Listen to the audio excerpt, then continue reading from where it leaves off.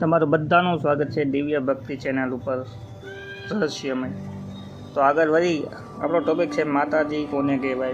ગુજરાતી સંસ્કૃતિમાં માતાજી શબ્દ સામાન્ય રીતે માતા, દેવી અથવા માતૃત્વ દર્શનમાં ઉપયોગમાં લેવાય.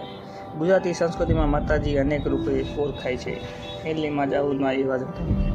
દેવી માતા તરીકે દુર્ગા, અંબે, કાલી, બહુચર, ખોલર, એટલીમાં જાઉનમાં બધાય નવદુર્ગા. માતૃત્વના આધારે વડીલ મહિલાઓમાં કહેવાય, મમ્મી કહેવાય, એને માં કહેવાય.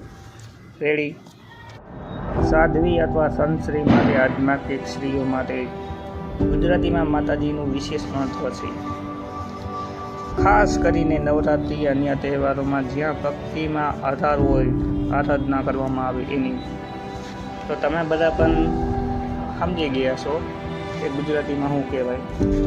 તો આ તમે કઈ જગ્યાએથી વિડીયો જોવો એ મને કહીજો.